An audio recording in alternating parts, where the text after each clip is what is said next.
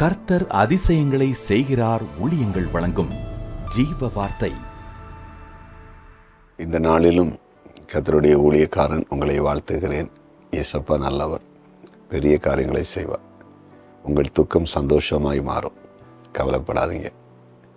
ஆண்டவரால் எல்லாம் செய்ய முடியும். அவர் சொல்லுகிறத செய்வார். எதற்கு தினமும் ஜீவ வார்த்தையாக வசனத்தை உங்களுக்கு அனுப்பிட்டு இருக்கிறாரு, ஏன் பேசிகிட்டு இருக்கிறாரு? அந்த வார்த்தையின்மை உங்களுக்கு அற்புதம் செய்வார். நீங்கள் விசுவாசிக்கும் போது ஆண்டவருடைய கிரியாவில் வெளிப்பட ஆரம்பிக்கும். சொந்து போகாதீங்க.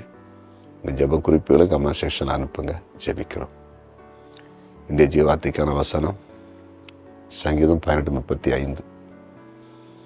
உம்முடைய ரட்சிப்பின் கேடகத்தை எனக்கு தந்தீர், உம்முடைய வலதுகரம் என்னை தாங்குகிறது, உம்முடைய காருண்யம் என்னை பெரியவனாக்கும். உம்முடைய காருண்யம் என்னை பெரியவனாக்கும் அப்படின்னா நீங்கள் என்ன பெரியவனாக்குவீங்க அப்படின்னு சங்கீதக்காரர் சொல்கிறாரு. உண்மையிலே நம்ம ஆண்டவர் சாதாரண நிலையில் இருக்கிறவங்கள பெரியவளாக மாற்றுறது தான். ஒரு குழந்தை இந்த பூமியில் பிறந்து எப்படி பெரிதாய் வளர்ந்து பெரிதாய் மாறுகிறதோ, அதே போல் ஆண்டுடைய பிள்ளைகளையும் இந்த பூமியில் எல்லா காரியத்திலையும் படிப்படியாய் வளர செய்கிறவர். ஆனால் அநேகர் இந்த பூமியில் தங்களால் ஒரு உயர்ந்த நிலைக்கு வர முடியாமல் திணறி கொண்டிருப்பாங்க. நல்லா முயற்சி பண்ணுவாங்க, எதுவும் வாய்க்காது. நல்லா படிப்பாங்க, படிக்க முடியாது. படிச்சில் முடிச்சு வருவாங்க, எதிர்பார்த்த அளவுக்கு வேலை கிடைக்காது. அதே போல் சிலர் பிஸ்னஸ் பண்ணுறதுக்கு முயற்சி பண்ணுவாங்க, எதுவும் வாய்க்காது. சிலருடைய வாழ்க்கையில் அதே போல் ஒரு வீடு கட்ட நினைப்பாங்க, கட்ட முடியாது. அப்படியே திணறிக்கொண்டே போராடி கொண்டு நிற்பாங்க. ஆனால் தேவனாகிய கர்த்தர் ஒரு மனிதனை அல்லது ஒரு மனுஷியை உயர்த்தணும், பிறல மாற்ற நினச்சிட்டாருன்னா அவர் மாற்றிடுவார். அவரால் முடியும். அதான் சங்கீதக்காரர் சொல்கிறார், உம்முடைய காருண்யம் என்னை பெரியவனாக்கும்.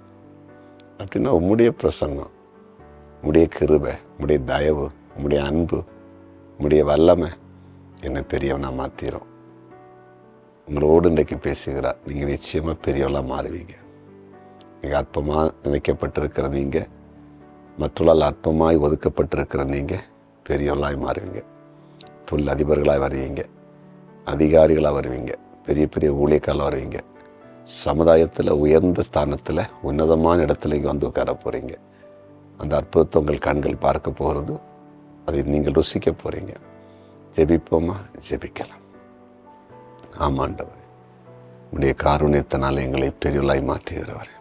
யாரெல்லாம் வாழ்க்கையில் பல வருடங்களாய் முன்னேற்றத்துக்கு முயற்சி பண்ணியும் முன்னேற முடியாமல் கலங்குறாங்களோ, எல்லா தடையும் கர்த்தர் மாற்றி அவங்களை முன்னேற்றத்தின் பாதையில் கொண்டு வர முடியாது ஜெபிக்கிறேன்.